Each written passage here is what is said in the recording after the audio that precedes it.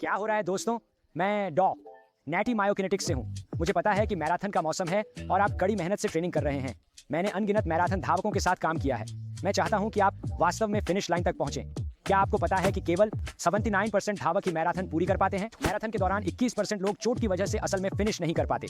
इसलिए आज मैं यह सुनिश्चित करना चाहता हूं कि आपके पास सही स्ट्रेच हो जो आप अपनी ट्रेनिंग के तुरंत बाद कर सकें, ताकि आप लगातार आगे बढ़ सकें।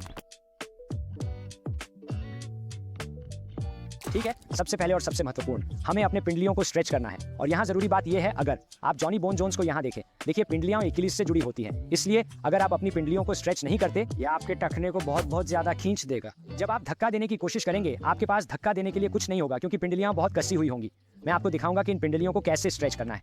बहुत ही सरल है। दीवार के सामने जाइए। मैं खुद को ऐसे पोजीशन में लाऊंगा जहां मेरी एड़ी थोड़ी बाहर की ओर 45 डिग्री के कोण पर हो। मैं दीवार की ओर आगे की तरफ झुकता हूं। मेरी एड़ी फ्लैट रखता हूं। मैं बस आगे की ओर झुक रहा हूं और बस पीछे हटने वाला हूं। ठीक है, मैं ये 5 से 6 बार करने वाला हूं। तो ये पहली टिप है, ताकि आपको कोई ऐंठन ना हो। आपकी पिंडली अगले प्रशिक्षण के लिए तरोताजा महसूस हो रही है। एक और चीज शायद आपने नोटिस नहीं किया होगा कि पिंडली के पीछे एक और मांसपेशी होती है जिसे सोलियस कहते हैं, जो एक छोटी मांसपेशी है जो लगभग वही काम करती है।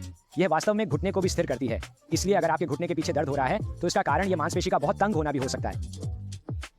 आज इसे अभी खिंचाव दें। तो मैं आपको दिखाने जा रहा हूं कि कैसे पिंडली के खिंचाव की तरह सोलियस का खिंचाव।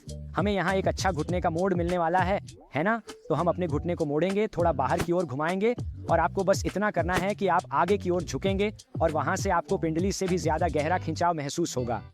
हम 30 सेकंड के लिए इसे पकड़ेंगे। हमें 5 से 6 बार करना है। ठीक है, अच्छा।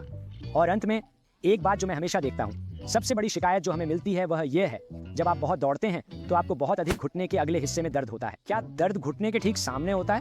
और फिर से मैं अपने यहाँ जॉनी बोन्स की बात करूंगा।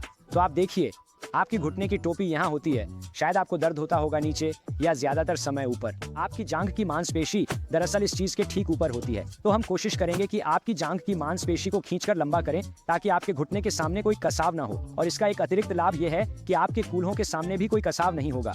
इससे आप दौड़ते समय अपने घुटनों को ऊपर और नीचे कर पाएंगे। इसे रिवर्स नॉर्डिक कहते हैं। तो आपको यहाँ घुटने टेकने होंगे। शायद आपको एक तकिया की जरूरत पड़े। अगर आपको कुछ असुविधा हो रही हो, तकिया यहाँ रखें, उस पर कदम रखें, अपने नितंबों को सिकोड़ें।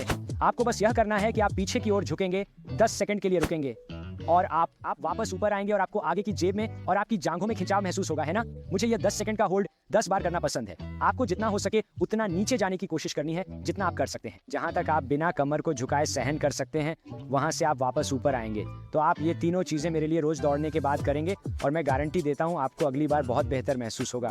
तो अगर आपको ये वीडियो पसंद आया हो, कृपया शेयर, लाइक और सब्सक्राइब करें।